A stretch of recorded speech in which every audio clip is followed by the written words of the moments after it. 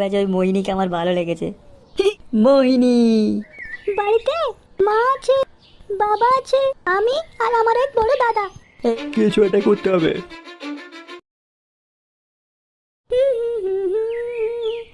লা লা লা লা লা লা। এই কই গো মোহনীর মা? এই তো রান্না করে আছি। বলি এইদিকে একবার এসো দেখি। তুমি বসো, আমি যাচ্ছি। এ কানে কথা যাচ্ছে না নাকি? ডাকলাম তো। এই লোকটাও না একবার ডাকলে দশ হয় না। যাচ্ছি বাবা, যাচ্ছি। বলি কি হয়েছে নাকি? সকাল সকাল এরকম চিল্লাচ্ছ কেন? কানের মাথা খাচ্ছ? তো ছেলেমেয়েরা কি করবে? কোনো খোঁজ খবর আছে? কিসের খোঁজ খবর? এই মেয়েটা কোথায় যাচ্ছে, কার সঙ্গে মিশছে, কি করছে, সেদিকে কোনো নজর আছে তোর? আবার তুই তুকারি করছো? এই থাক আমার নিয়ে পরে হবে, আগে মেয়ের কথাটা ভাবো। কেন? মেয়ে কি করলো?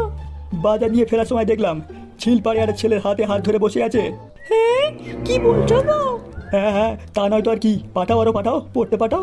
একা একা পড়তে যাচ্ছে, কি করছে সেদিকে কোনো খবরই নেই। আমার মান সম্মান সব ধুলোয় মিশিয়ে দিল। এই তুমি ঠিক দেখেছো তো? আমাদের মেয়েই তো। আমার চোখে কি নেওয়া হয়েছে নাকি? আর নিজের চোখে আমি দেখে এসেছি বসে আছে হাত ধরে। বলি এখন কি করবে তুমি? আসতে দাও আজকে ওকে বাড়ি, তারপরে ব্যবস্থা হচ্ছে। আর আমিও কিছু একটা ভাবছি, দেখি দাঁড়াও। বাড়ি আসুক আজকে, হচ্ছে ওর যা মনে করেছি তাই। বাবা ডাকছিলে? হ্যাঁ ডাকছিলাম তো। তুই কোথায় গেছিলিস রে? কেন বাবা? পড়তে গেছিলাম তো। বলি ঝিল পাড়ে কিরাম পড়া হচ্ছিল?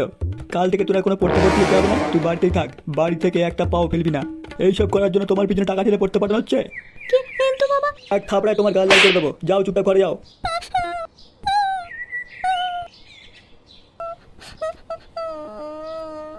হে মা, কাঁদছিস কেন?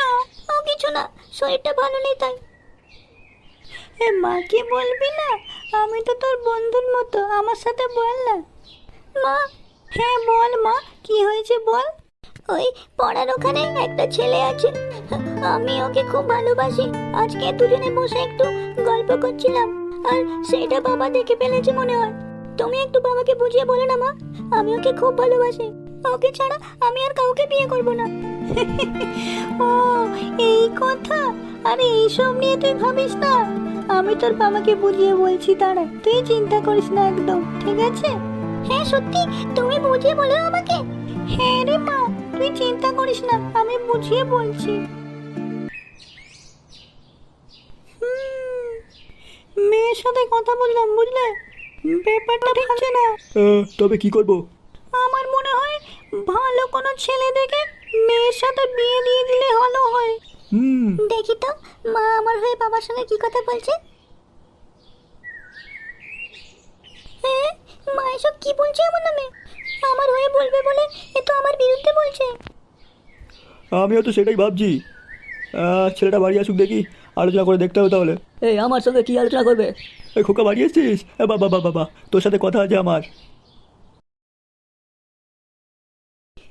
তুই মন খারাপ করে আছিস কেন? অনেক কদিন হয়ে গেল বুঝলি, মোহিনী পড়তে আসছে না, দেখেছিস? আরে চিন্তা করিস না, চলে আসবে। শরীর টরীর খারাপ করেছে হয়তো। তুই কালকে বাড়ি আসো, আমার দিকে মুখ ভেঙাচ্ছিলিস কেন রে? আবার আবার রং করছিস, দেবো গালে থাবড়া। তুই চুপ করবি? দেখছিস তোর দরকারি কথা বলছি। ও তুই ভাবিস না রে, ও ঠিক চলে আসবে। চ পড়তে চ। হ্যাঁ তোরা যা, আমি যাচ্ছি। ওলা মনে হয় ঠিকই বলেছে, এ শরীর টরীরই খারাপ করবে, একবার দেখে আসি গিয়ে। হ্যাঁ যাই, ঘুরে আসি। এ বাড়ি টাড়ি তো কোন দিকে চিনি না, কোথায় কি খুঁজবো তা কি জানি। দূরে কাকুটাকে গিয়ে জিজ্ঞেস করে দেখি চেনে কিনা। এই আমার হয়েছে যত চালা, এখন আবার সেন্টটা পড়ে গেল। কাকু একটা কথা ছিল। ये क्या रे भाई, देखছিস তো দাঁড়ায় আছি। তো বল দেখি কি হয়েছে। ওই ভন্ডল পাড়ায় মোহিনীকে চেনে কাকু? কে? শুধু বাবুর মেয়ে? এখান থেকে সোজা গিয়ে 3 নম্বর দোতলা বাড়িটা দেখবি, ওদের বাড়ি। আচ্ছা কাকু ঠিক আছে। দাদারা, এ মোহিনীদের বাড়ি কোনটা কেউ বলবে? কেন বে, মোহিনীর সঙ্গে তো কি দরকার? আরে আমি ওর বয়ফ্রেন্ড, এর দরকার ছিল। ও আচ্ছা, তুই তাহলে সে বিলে? মানে ঠিক বুঝলাম না দাদা, আমি তোকে বোঝাচ্ছি, দাঁড়া। ধর তোমারটাকে। এ কি দাদা, তোমরা আমার হাত ধরছো কেন? কেন এক্ষুনি বুঝিয়ে যাবি তুই। কি দাদা, গায়ের কাছে আসছো কেন? এই নে আমার বউয়ের সাথে প্রেম করা। দে ফেলে দিয়ে মালটাকে ওদিকে। বেশি বার বেড়েছিল, পরের বারে দেখলে ঠ্যাংটাই ভেঙে দেবো। কি রে, খাওয়া দাওয়া বন্ধ করে দিয়েছি নাকি? ভালো করে কান খুলে শুনে রাখ, ওইসব প্রেম টেম ভালোবাসা ভালোবাসা ভুলে যা। ওই কুমড়ো মুখো ছেলেটা আজকে এসেছিল, দিয়েছি ভালো করে বাটনা বেটে। বাবা দেখা ছেলের সঙ্গে বিয়ে না করলে কিন্তু ওই কুমড়ো মুখোর জান চলে যাবে। সত্যি যদি ভালোবেসে থাকিস তাহলে ওকে ভুলে যা, ঠিক আছে? আজকে শুধু হাত পা ভেঙে ছেড়ে দিয়েছি, কিন্তু পরের দিন আর হাত পা ভাঙবো না, সোজা উপরে। ভালো চাস তো চুপচাপ বিয়েটা করে নে, না হলে কপালে কষ্ট আছে। শোন মা, তুই কি ছেলেটাকে সত্যিই ভালোবাসিস? হ্যাঁ ভালোবাসি তো। তাহলে তুই ছেলেটাকে ভুলে যা, আর বাবা যে ছেলেটাকে তোর জন্য দেখেছে তার সাথে বিয়ে করে নে। কিন্তু মা, না, কোনো কিন্তু না। কেঁদে কেঁদে দেখ তো গলাটার কি হাল হয়েছে তোর। তোর দাদা আর তার বন্ধুরা মিলে আগের দিন ওই ছেলেটাকে খুব মারা মেরেছে, আর বলছিল এবার যদি দেখে মেরে হাত পা ভেঙে দেবে। ছেলেটার ভালোর জন্যই বলছি, তুই ছেলেটাকে ভুলে যা।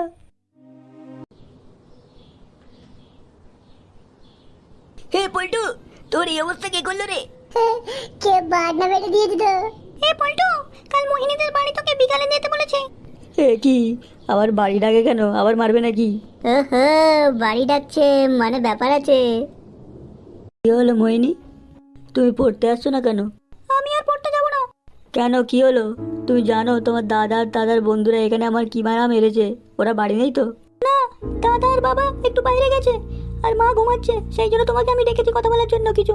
কি কথা গো? সামনের মাসে বাবা আমার বিয়ে ঠিক করেছে, ছেলে সরকারি স্কুলের মাস্টার। হ্যাঁ, তুমি ঠাট্টা করছো? না, কোনো ঠাট্টা করছি না আমি। তোমার মতো বেকার ছেলের সঙ্গে বিয়ে করে আমি জীবন নষ্ট করবো না। তুমি আমাকে ভুলে যাও, সেটাই ভালো হবে। হ্যাঁ, মানে মনে মনে তোমার এই ছিল? বেঈমান বিশ্বাসঘাতক মেয়ে, এখন সরকারি চাকরিওয়ালা ছেলে থেকে আমাকে ভুলে যাওয়া? ঠকবাজ মেয়ে একটা। তোর ভালো হবে না, কোনোদিন দেখে নিবি। যেতে যেতে আমি এই বলে গেলাম, মানুষের মন ঠকানো তো ঠিক আছে, একদিন আড়ে আড়ে বুঝবি।